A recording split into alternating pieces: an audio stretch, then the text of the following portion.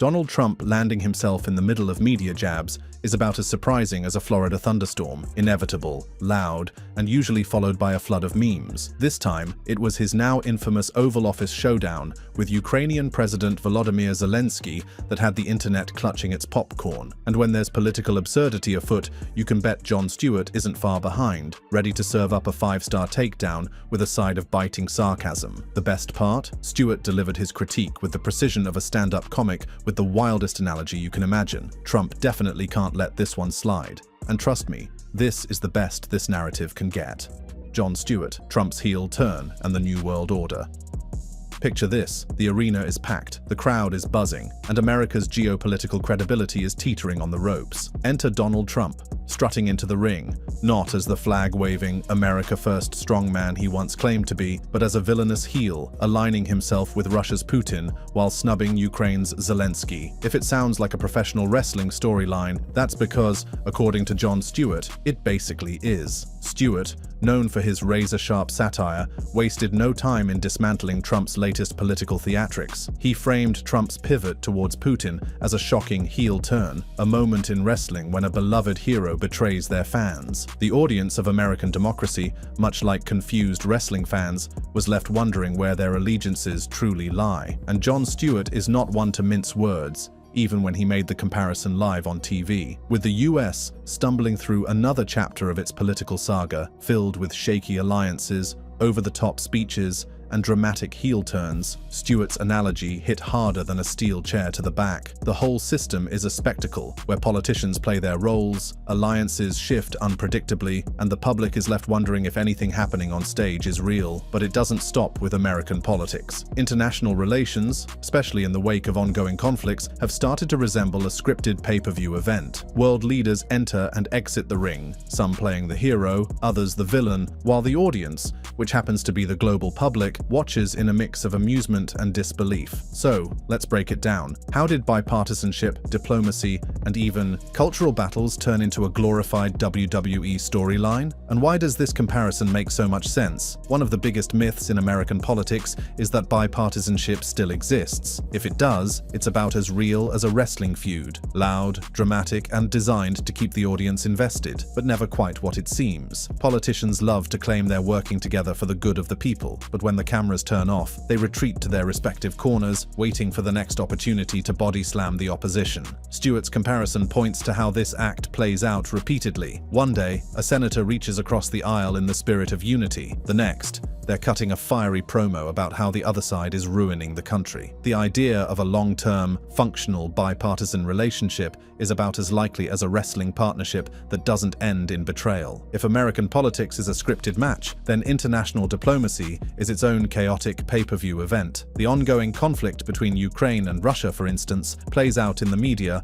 with all the drama of a long-running wrestling rivalry. On one side, Volodymyr Zelensky steps into the ring as the underdog champion, pleading his case to the global audience and demanding more support. On the other, Vladimir Putin, the longtime heel, smirks from behind his podium, flexing his power and taunting the West. Stewart's segment humorously pointed out that these interactions have started to look more and more like a political reality show. Take Zelensky's appeals for aid, his passionate speeches, his urgent warnings, and the mixed reactions from his supposed allies. Some nations cheer him on, throwing financial backing his way. Others hesitate, questioning whether the fight should continue or if it's time for a scripted plot twist. And of course, the financial backing itself raises its own set of questions. Is the West truly invested in Ukraine's success, or are leaders just playing their part for the sake of appearances? Just like in wrestling, the audience can never quite tell if the show is about genuine competition or keeping the ratings up. Nothing proves Stewart's wrestling analogy better than the spectacle of international diplomacy. If wrestling is known for its dramatic showdowns and forced reconciliations, world politics isn't far behind. Take, for example, how world leaders interact with Zelensky. Some arrive with grand gestures, symbolic gifts, public endorsements, and well-rehearsed statements of solidarity. society. Britain's Prime Minister might present a historic relic as a token of friendship, while European officials engage in carefully crafted diplomatic choreography. It's like watching wrestlers slap each other on the back before the inevitable betrayal. And then there's Zelensky himself, whose approach in these meetings has drawn criticism. Some argue that his defiant tone alienates potential allies, much like a babyface, the hero in wrestling, who refuses to play to the crowd. If diplomacy worked like a wrestling promo, he might be better off cutting a more traditional thank you speech, rather than doubling down on demands. One of the more unsettling aspects of this whole performance is the looming fear of a bigger conflict. The discussion Stewart highlighted didn't just touch on the current geopolitical tensions. It also raised the question of how different groups react to the possibility of World War III. Much like the audience at a wrestling match, reactions are divided. Some watch with genuine concern, fearing that reckless decisions could lead to disaster. Others treat the whole thing like a high-stakes drama, making memes, placing bets on outcomes, and waiting for the next major plot twist. Even within the US, different factions frame the situation in their own way. Some see it as a battle for democracy itself, while others argue that global priorities have shifted. The MAGA movement, in particular, has focused on a different kind of battle, one that's more about cultural identity than traditional military alliances. Stewart's comparison doesn't just apply to foreign policy, it also makes perfect sense when looking at the cultural battles brewing in the West. If politics is wrestling, then the ongoing fight over identity, values, and ideology is its most intense storyline. The divide between woke and unwoke politics has become a defining feature of modern discourse. Russia, for example, has positioned itself as the anti-woke alternative, a stance that resonates with certain conservative factions in the US. Figures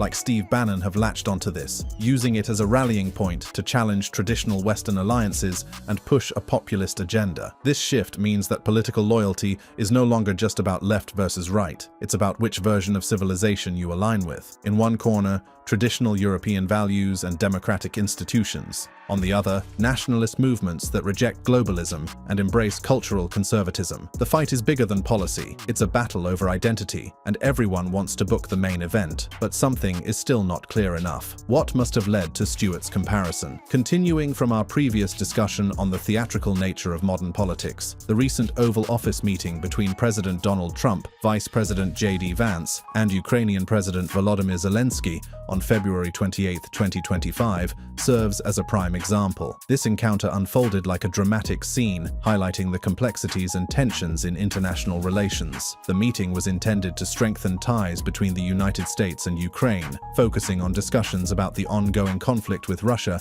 and potential agreements on mineral resources. However, the atmosphere quickly turned tense, revealing underlying frustrations and differing expectations. President Trump and Vice President Vance expressed dissatisfaction with what they perceived as a lack of gratitude from President Zelensky for the support Ukraine had received from the United States. Trump openly criticized Zelensky, accusing him of not showing sufficient appreciation and overestimating his negotiating position. He raised his voice, stating, "You've done enough talking, you're not winning this." Vice President Vance echoed Trump's sentiments, emphasizing that Zelensky should be thanking the president for efforts to end the conflict. When Zelensky attempted to interject, asking Vance if he had ever been to Ukraine to witness the destruction, the conversation grew more heated, with voices overlapping and tensions escalating. Zelensky, visibly frustrated, defended Ukraine's position, highlighting the ongoing struggles and the need for continued support. He expressed regret over the unproductive nature of the meeting and emphasized the importance of constructive future cooperation.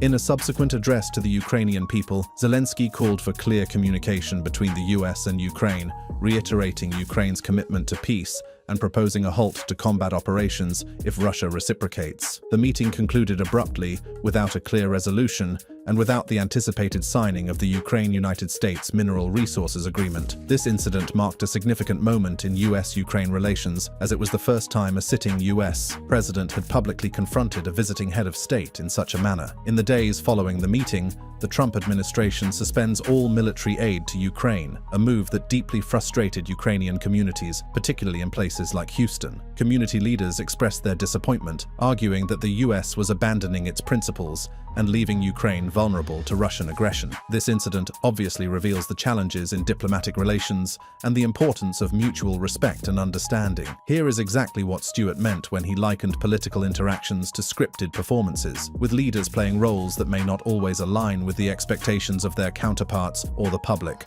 Aftermath of the Trump-Zelensky incident.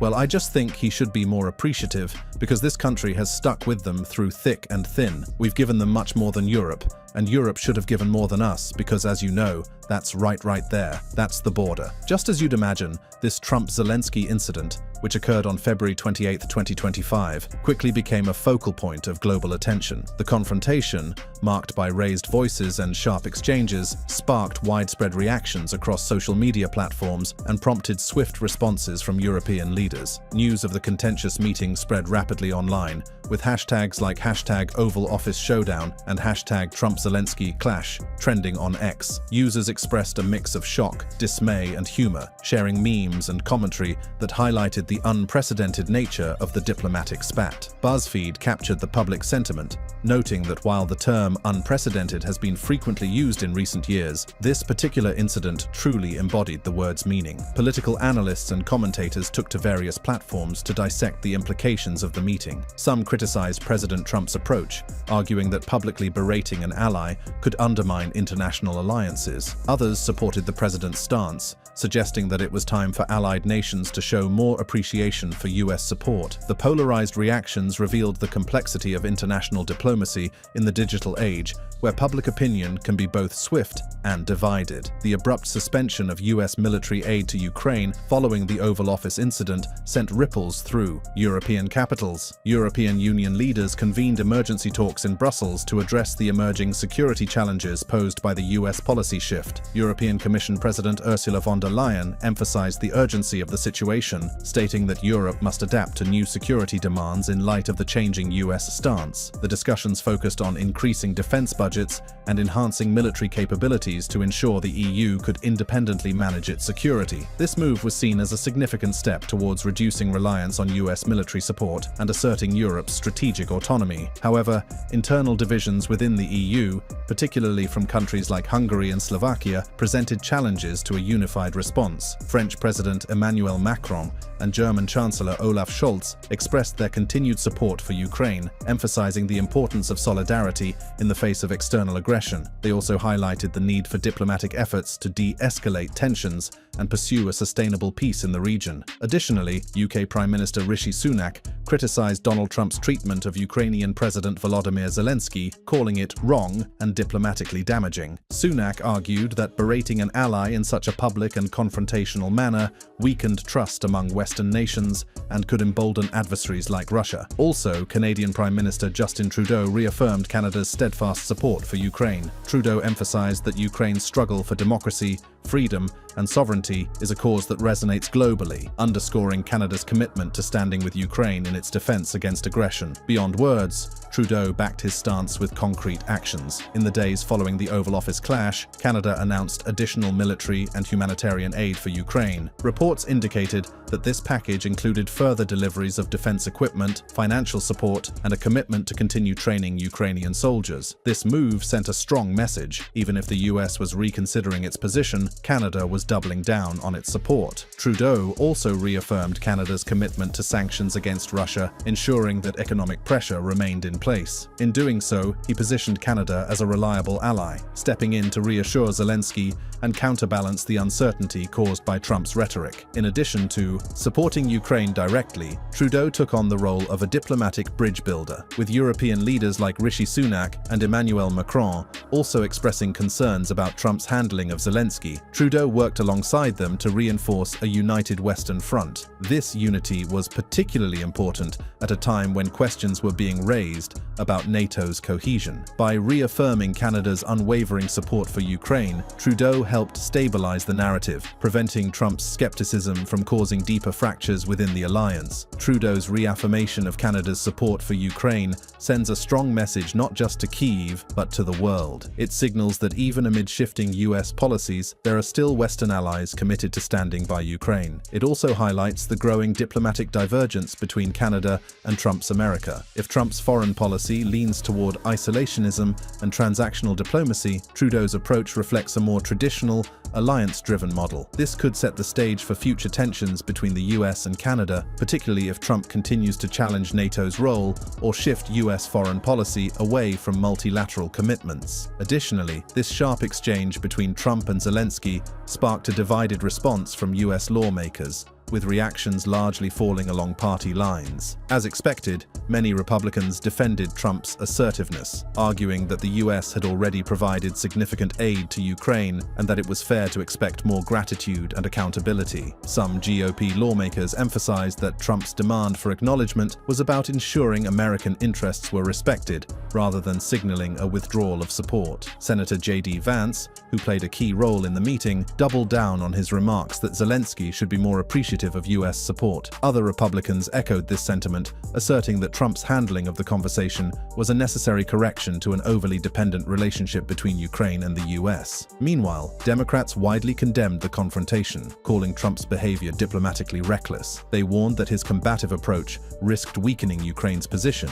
and emboldening Russian aggression. Some Democratic leaders framed the incident as further evidence of Trump's questionable stance on Russia, reinforcing concerns about his past reluctance to confront Putin. Prominent figures in the Senate and House Foreign Affairs committees urged the administration to clarify its commitments to Ukraine, warning that any wavering of US support could send dangerous signals to allies and adversaries alike. Some lawmakers also criticized Trump for politicizing military aid, arguing that national security decisions should not be based on personal grievances or diplomatic theatrics. Beyond party lines, some centrist lawmakers expressed concern about the broader implications of the incident. While they did not fully endorse either Trump's approach or Zelensky's response, they emphasized the need for a clear and consistent US policy toward Ukraine. They worried that mixed messages from the White House could create uncertainty among European allies, many of whom are already debating their own military commitments. The clash has reignited debates within Congress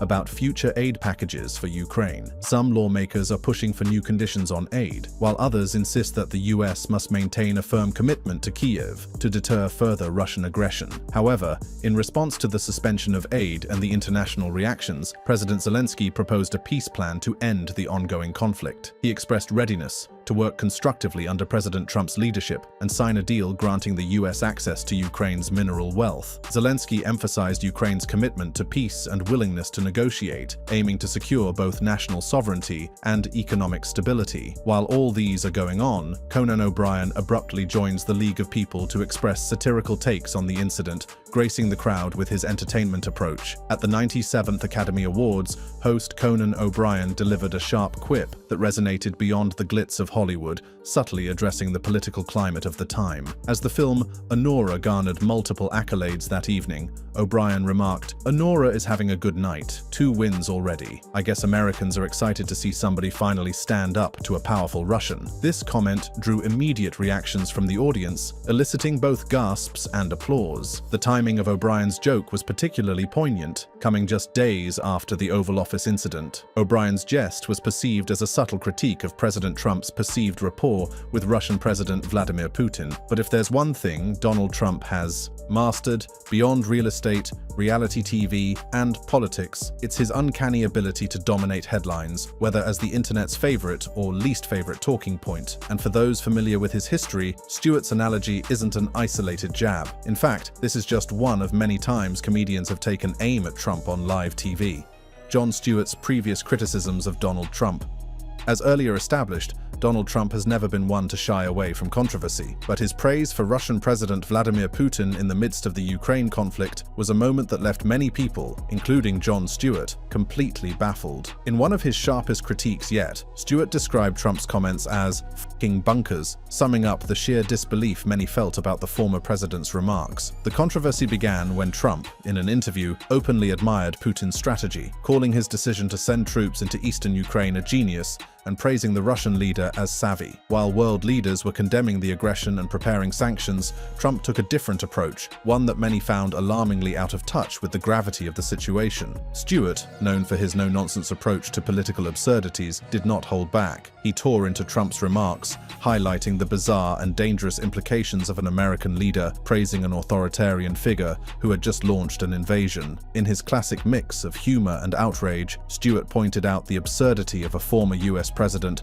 siding with an adversary over a Democratic ally. Trump's praise for Putin was widely criticized, not just by Stewart, but also by politicians across the spectrum. Democrats immediately condemned the remarks as yet another example of Trump's soft stance on Russia. Even some Republicans distanced themselves from his words, recognizing that openly praising a geopolitical rival in the midst of war was politically and diplomatically reckless. Ukrainian officials, who were pleading for Western support, were particularly stunned. With cities under attack and civilians fleeing for their lives, the last thing they expected was for a former US president to call Putin's actions smart. Ukrainian President Volodymyr Zelensky himself expressed disappointment, reiterating that now was the time for unity, not misplaced admiration. For many critics, this wasn't an isolated incident, but part of a long-running pattern of Trump's unusual deference to Putin. From his infamous Helsinki summit in 2018, where he publicly sided with Putin over US intelligence agencies, to his frequent dismissals of Russia's human rights violations, Trump has often faced accusations of being overly friendly toward the Kremlin. Stewart, along with many others, pointed out that this kind of rhetoric wasn't just embarrassing, it was dangerous. Praising Putin at a time when the world was uniting against Russian aggression sent the wrong message. It undermined efforts to hold Russia accountable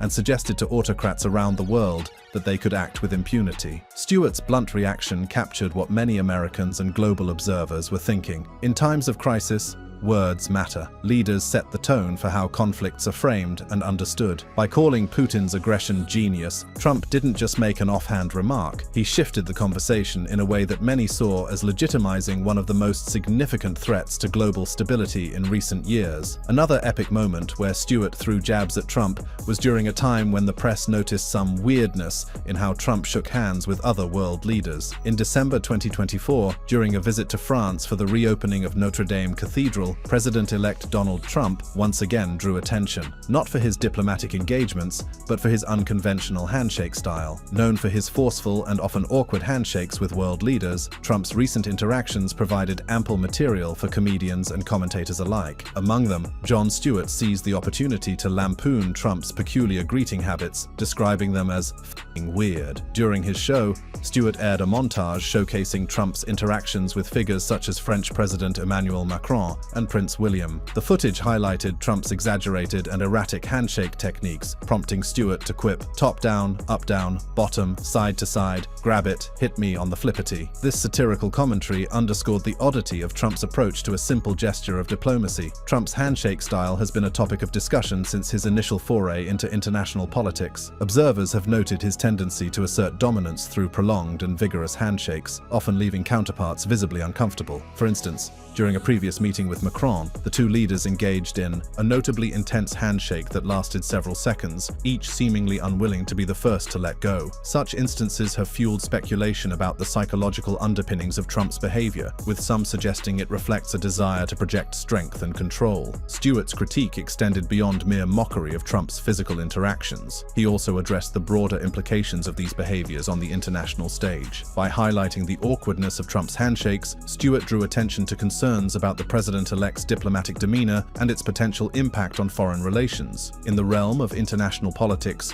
where gestures and body language can carry significant weight, such unconventional behavior risks being perceived as disrespectful or unprofessional. Another attention-grabbing moment where Stewart addressed Donald Trump was when he called out the media to stop dancing to Trump's tunes by always making his gist the headline. In the lead-up to the 2024 presidential election, Jon Stewart voiced concerns about the media's preoccupation with Donald Trump's sensational actions, arguing that such focus diverted attention from more pressing issues. Stewart's critiques underscored the potential consequences of prioritizing spectacle over substance in political journalism. During an October 2024 episode, Stewart highlighted Trump's peculiar campaign stop in Pennsylvania, where the former president made lewd comments about the late golfer Arnold Palmer. While the media extensively covered this bizarre incident, Stewart pointed out that Trump's more alarming rhetoric, such as referring to political opponents like like Nancy Pelosi as the enemy from within received comparatively less scrutiny. Stewart emphasized that the media's fixation on Trump's antics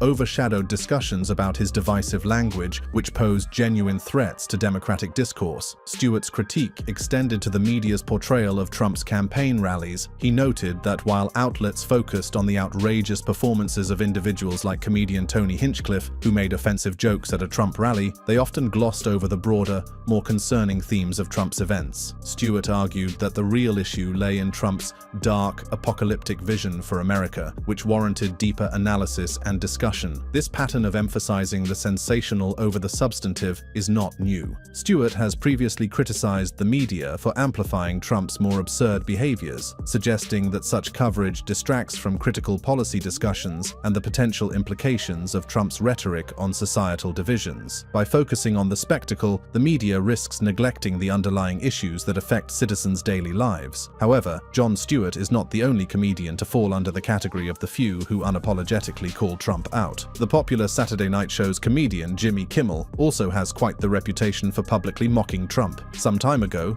Jimmy Kimmel offered a satirical critique of President Donald Trump's address to Congress, employing his characteristic humor to dissect the speech's content, the reactions it elicited, and the broader political climate. Kimmel began by highlighting Trump's grievance that his efforts are never appreciated by Democrats. He played a clip from the speech where Trump lamented, "I look at the Democrats in front of me, and I realize there is absolutely nothing I can say to make them happy, or to make them stand or smile or applaud." In response, Kimmel quipped, "You could quit," eliciting laughter and applause from his audience. He further jested that Trump could go back to Mar-a-Lago and shove your head down that gold toilet for a few months, suggesting that such an action might finally satisfy Democratic critics. Kimmel also poked fun at the partisan responses during the speech. He noted that many Democrats protested Trump's administration by wearing pink or resist shirts, and that Representative Al Green was removed for shouting at Trump. Kimmel humorously observed that even First Lady Melania Trump's presence seemed to imply disapproval of Trump. Throughout his monologue, Kimmel interwove cultural references to emphasize the chaotic political climate. He likened watching Trump's speech to viewing an episode of The White Lotus, filled with pomposity and circumstance. This analogy revealed the theatrical nature of contemporary politics, where policy discussions often resemble scripted television dramas. Kimmel didn't shy away from highlighting the more absurd aspects of Trump's agenda. He pointed out controversial points from the speech, including unpopular tariffs and the idea of turning Gaza into Atlantic City. By bringing attention to these proposals, Kimmel underscored the surreal nature of certain policy suggestions, prompting viewers to question their feasibility and intent. Kimmel also touched upon Trump's low approval ratings and the deeply polarized public opinion surrounding his presidency. He suggested that Trump's lamentations about Democratic disapproval could be addressed by his resignation, a notion met with cheers from the studio audience. This reaction highlighted the extent of division within the country and the challenges inherent in bridging such a partisan gap. So, conclusively, one can attest to the truth that, indeed, the President of the United States of America has not once or twice been a victim of media jabs, most interestingly, objective trolls from comedians at one season or the other. However, this time, Trump got caught up with The Daily Show's enthusiastic comedian, Jon Stewart, who did not hold back to dish one of the most epic takedowns yet. For more on this development, click the next card on display. Until another time.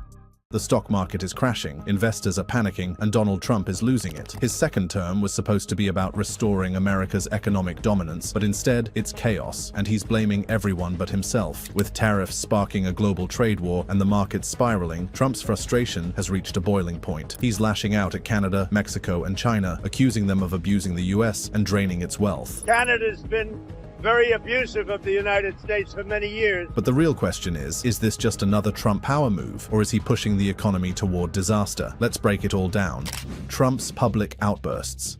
The economic freefall is in full motion. The Dow, Nasdaq Composite, and S&P 500 are tanking, sending investors into panic mode as they scramble to sell off assets and cut their losses. But it's not just Wall Street feeling the heat. Everyday Americans are paying the price. Jobs are disappearing as companies slash costs, inflation is soaring, and businesses are struggling to stay afloat. The White House is in full-blown damage control, but nothing seems to be stopping the downward spiral. This isn't how Trump's second term was supposed to go. 2025 began with Trump defeating defeating former Vice President Kamala Harris. But ever since stepping back into office, he's been at the center of controversy. From his hush money trial to people walking out of his rallies to the financial war he's waging against global powers, Trump has mastered the art of keeping the world glued to his every move. Recently, the United States president claimed that Canada, Mexico, and China allegedly owe the United States a lot of money, and it is time for the US to collect her money. When Trump was saying this, he had already made up his mind that he was going to impose a 25% tariff on imports from both Canada and Mexico. China was also not spared, as the 47th president imposed a 10% additional tariff on the Asian superpower. The president's action created quite a stir among the countries, and financial experts foresaw the tragic fall of financial markets and some currencies. In defense of his actions, the 47th president claimed that the reason why he had decided to go on with the tariffs was because he was concerned about the drug trafficking and illegal immigration that had been going on in the US. These two things were part of his manifesto when he was running against Kamala Harris, and he had promised that he was going to put an end to such things as he is on the quest to what he famously calls making America great again. At the time that the president imposed the 25% tariffs on both Canada and Mexico, he promised that he was going to approach the two countries to discuss the tariffs and try to find an amicable solution to the situation. According to him, Americans would also feel the pain from the 25% tariffs, but he argued that the pain would be worth the price. Donald Trump also added that despite the short-term pinch that the United States might feel during the trade war, the US has been ripped off by virtually every country in the world. He added that the United States had trade deficits with almost every country in the world. He also claimed that it was unfair that the US had to go through such pain for years, but he affirmed that his government is going to turn things around. According to the United States president, the move of imposing harsh tariffs on Mexico and Canada will force the two countries to act and stop the flow of fentanyl and immigrants across the border. In defense, the Mexican president, Claudia Sheinbaum, claimed that she does not agree with what the United States president said about Mexico's alliances with criminal organizations. She wrote a statement where she said, "Mexico not only does not want fentanyl to reach the United States, but anywhere. Therefore, if the United States wants to combat criminal groups that traffic drugs and generate violence, we must work together in an integrated manner, but always under the principles of shared responsibility, mutual trust, collaboration, and above all, respect for sovereignty, which is not negotiable." Beyond national security, Trump's tariffs were also designed as a form of economic protectionism, aiming to shield American workers from losing jobs to undocumented immigrants. He viewed the tariffs as a bargaining tool, using them as leverage in trade negotiations with other countries to ensure fairer agreements. During the height of the tariff dispute, Canadian Prime Minister Justin Trudeau revealed that he had not spoken with Trump since his inauguration in January, a sign of the growing tensions between the two leaders. But what truly stunned media commentators was Trump's blunt criticism of Canada during a press conference at Joint Base Andrews. In a striking remark, he accused Canada of being very abusive toward the US in trade relations. Canada's been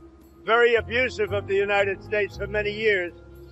They don't allow our banks. Did you know that? Canada does not allow banks to go in. If you think about it, that's pretty amazing. If we have a U.S. bank, they don't allow them to go in. The Canadian Prime Minister had taken to X encouraging Canadians to purchase their homemade products, where he wrote, "Now is the time to choose products made right here in Canada. Check the labels. Let's do our part. Wherever we can, choose Canada." This was one of the statements that made the United States president feel like Canada was not reciprocating the good deeds that the US has been showing to Canada. He said, "Canada's been very tough on oil, on energy. They don't allow our farm products in, essentially. They don't allow a lot of things in, and we allow everything to come in. It's been a one-way street." According to the US president, the United States subsidizes Canada a whopping sum of $200 billion each year. He also added that on a personal level, he does love the people of Canada. But according to him, the main problem between the United States and Canada is the kind of leadership that Canada has. During the interview with the reporters at the Joint Base Andrews, he affirmed that something ought to be done to make sure that the United States also gets to profit from its relationship with Canada. The president also added the European Union to the mix, claiming that the European Union has a whopping $300 billion trade deficit with the United States. They don't take our cars. They don't take our farm products. They take almost nothing. And we take everything from them. Millions of cars, tremendous amounts of food and farm products. So the UK is way out of line, and we'll see. The UK, but European Union is really out of line. The Republican leader also talked about the prospect of cutting off aid that the United States had been offering to South Africa after its president signed a controversial land seizure measure. Trump claimed that there were terrible things that were happening in South Africa. He added that the leadership in the African nation was responsible for these terrible and horrible things, claiming that the whole saga is currently under investigation. This came after he had accused South Africa of treating certain classes of people very badly. Trump's statements during the interview with the reporters at the Joint Base Andrews created quite a stir, especially when he added that the harsh tariffs on Mexico, Canada, and China will be imposed sooner rather than later. But the question on everyone's lips is, how did the markets crash? The catalysts that led to the market crash.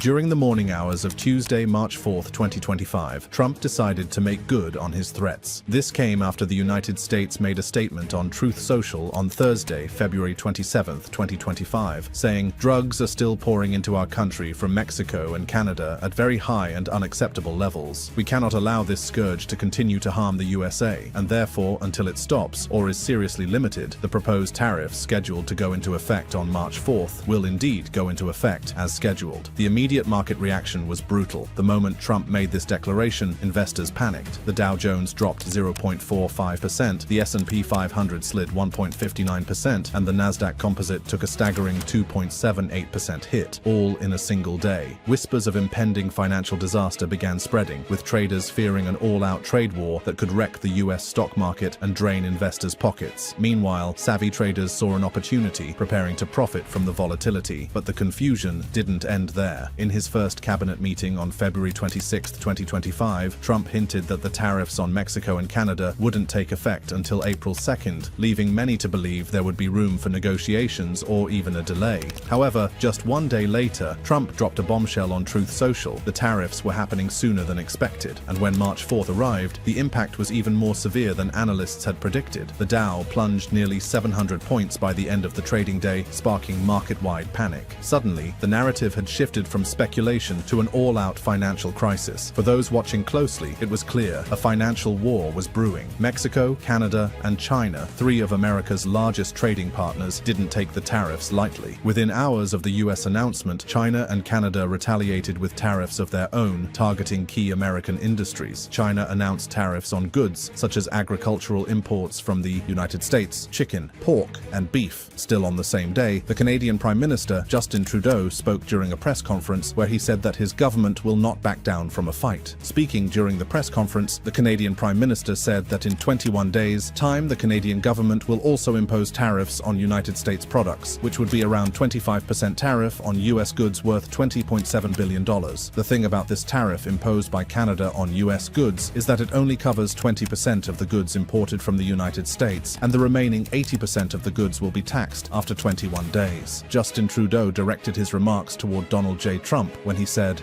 "But Donald, they point out that even though you're a very smart guy, this is a very dumb thing to do." But the drama didn't stop there. Mexico quickly fired back, making it clear that this trade war was far from one-sided. On Tuesday, March 4, 2025, Mexican President Claudia Sheinbaum announced that her government would be imposing retaliatory tariffs on US imports, set to take effect on Sunday, March 9, 2025. Speaking at a news conference in Mexico City, Sheinbaum didn't hold back, calling out the US for its aggressive stance. She said, "The unilateral decision made by the United States affects national and foreign companies operating in our country, as well as our people." And just like that, the markets took another hit. Even before the tariffs were set in motion, the fallout was already in full swing. On Monday, March 3, 2025, Wall Street saw a massive sell-off, sending shockwaves through the financial world. By the end of the day, the S&P 500 had suffered its worst drop since December of the previous year. The chief market strategist at Cal Bay Investments, Clark Garagan, wrote about this whole saga saying, "While Tuesday's tariffs are a go, it remains unclear on just how long these tariffs will remain. We tend to believe these are more of a negotiation tactic and not the start of a long and drawn-out reciprocal trade war. Still, in these situations, investors sell first and ask questions later, as seen during Monday's sell-off. But not everyone saw this as a long-term disaster. Another financial expert, a portfolio strategist at LPL Financial, offered a different perspective. In an email statement, he acknowledged the severity of the market drop, but urged investors to look at the bigger picture. He said, "While every situation is different, historically, buying the dip after such single-day declines declines has been a successful strategy on average. Now, there is something that we all have to look at here. You see, when Trump was speaking to the reporters at Joint Base Andrews, it was around early February 2025, and even though his statement had an effect on the market, it was neutralized later on. People started feeling that the main reason why the United States president was pulling such moves was not 100% due to the illegal immigration and drug trafficking that has been going on for years, but the president was just looking for ways to make other countries do what he wants. It looked more like a negotiation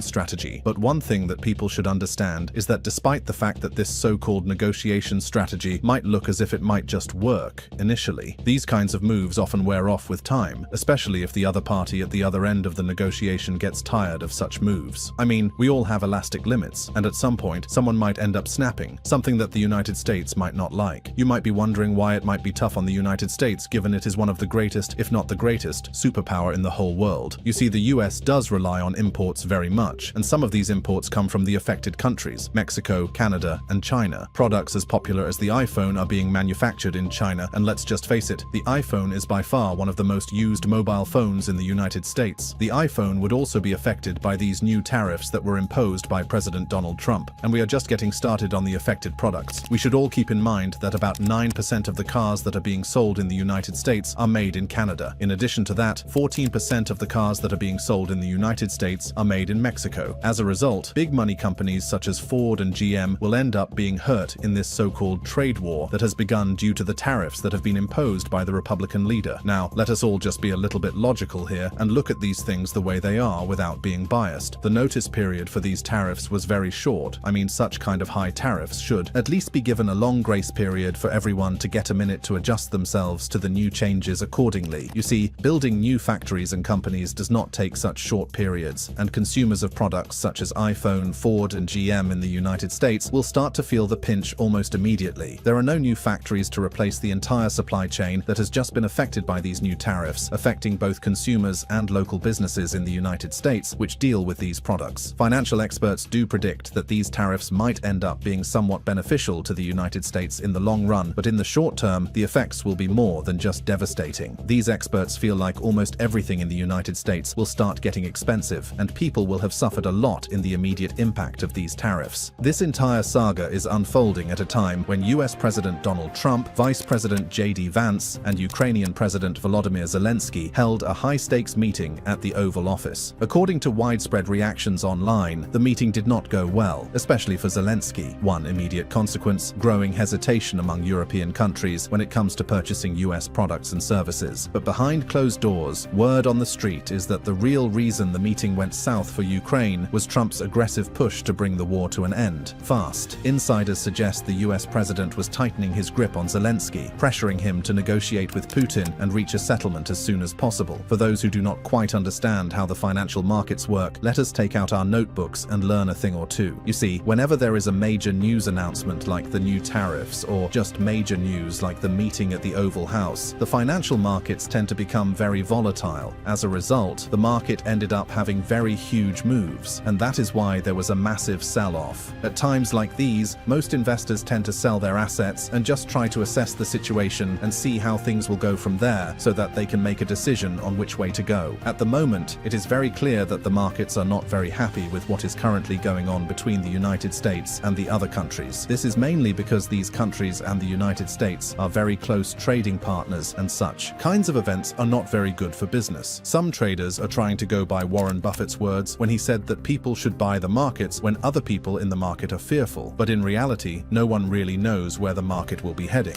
One thing that everyone should keep in mind is that most retail traders might definitely keep away from the market. This is because most of these retail traders were not even old enough to work, let alone invest, the last time that something like this happened. This was during the financial crash that happened from 2007 to 2009. One thing that people should understand is that with the current surge in prices of commodities in the United States Federal Bank won't be able to do anything to control the prices and bring them a bit down. This is because the rise in prices is not because there is too much demand for commodities or that the economy is running too hard, but it is simply because of the hefty taxation that is being imposed on by the new tariffs. And even if there will be a decline in the demand of commodities, the prices might still continue to go up. Now, this whole thing that is currently going on is being compared to the Great Depression of the 1930s, according to a report that was shared by the Wall Street Street Journal. The Deputy Secretary General of the International Chamber of Commerce, Andrew Wilson, said, "Our deep concern is that this could be the start of a downward spiral that puts us in the 1930s trade war territory. No one really knows what is going to happen next, but despite the fact that people always say that it is the hope that kills you, people have no option but to remain hopeful that things might cool down and everything will go back to normal. Some people do feel like the Republican leader is allegedly crashing the market on purpose.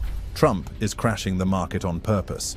First of all, we all need to understand that various people have different opinions on the current regime, and according to financial experts, the markets are sometimes influenced by the ruling regime, and sometimes things might end up being bad based on the kind of rules and regulations that the ruling regime ends up setting. According to a financial expert known as Darius Dale, who is the founder and CEO of 42 Macro, the current regime in the United States might have a negative impact on the US economy. Speaking during an interview, Darius said, "One of the things that our grid model has been signaling for months now is that U.S. economic growth is likely to slow and actually slow faster than consensus expects. So that's new. That's different from where we've been for most of the past 2+ years." Darius said that according to the model that they have been using for years, their prediction was that the United States economy would continue to grow, but due to the tough measures that have been set up by the 47th President of the United States, they are now expecting the exact opposite of what they initially expected. One thing that people should understand about this narrative from Darius Dale is that he does actually think that the government is purposely tanking the market so that they can build a foundation of strength and bring the economy back up, plus fulfill some of the items in their manifesto. Darius went on further to compare the second regime of Donald Trump to that of Ronald Reagan. According to him, it is almost as if Trump is trying to use what he terms as kitchen sinking.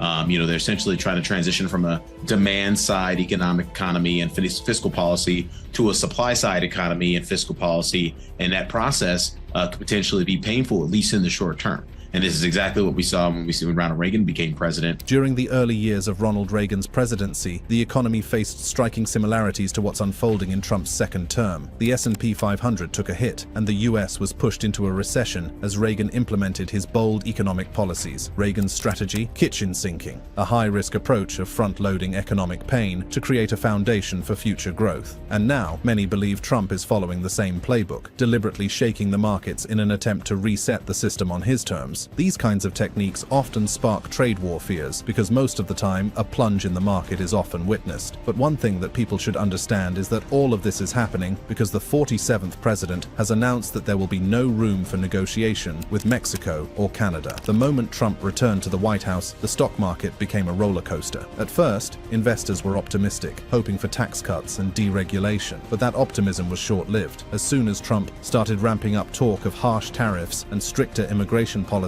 the mood shifted and investors began dumping assets. Now, the market is at a crossroads. No one knows which direction it will take. Some believe the US is headed for a prolonged period of economic and financial turbulence. Others argue that despite the volatility, Trump could still fuel another Wall Street rally. So, which will it be? Will the uncertainty drag the markets further down, or will Trump's gamble pay off? Some economic experts do feel like the policies that have been put forward by Trump's administration will create economic uncertainty in many Americans, and this type of economic uncertainty will keep on having a drastic impact on the market. But at the moment, there are financial experts who feel like the policies that have been set by the Republican leader are just sending mixed signals to the market. One thing that is clear is that whatever happens next in this whole saga of harsh tariffs will surely shape the financial future of the United States of America. However, it's important to recognize that many financial analysts, particularly those with a commerce-focused perspective, often assume that the stock market performs better under Republican leadership than under a Democratic administration. The logic behind this belief is that Republicans are generally considered pro-business, favoring market-friendly policies that should, in theory, drive economic growth and higher returns. But history tells a different story. Over the past 70 years, the stock market has actually delivered 9% higher returns under Democratic presidents compared to their Republican counterparts. Does this mean Democrats are inherently better at managing the economy? Not necessarily. More often than not, Democrats take office during economic downturns, inheriting market markets that are already on the path to recovery. This timing advantage can create the illusion that their policies are solely responsible for economic growth, when, in reality, the rebound was already in motion. Take Barack Obama, for example. When he assumed office after the 2008 financial crisis, the stock market had already hit its lowest point. As the economy naturally rebounded, investors began buying low, and over time, the market surged. While his administration implemented measures to support recovery, a major part of the market's growth was simply the result of economic cycles. On the other hand, Republicans often take office during strong economic periods, inheriting booming markets with less room for rapid growth. When an economy is already thriving, expansion tends to slow, and maintaining stability becomes a bigger challenge than generating dramatic gains. With all this in mind, one thing remains certain: if something isn't done soon to address the current economic turmoil, the uncertainty will only deepen. Whether the market turns bullish or bearish remains to be seen, but one thing is for sure: the stakes have never been higher. If you enjoyed watching this video and would love to explore more exciting videos like it, click on any of the cards on your screen.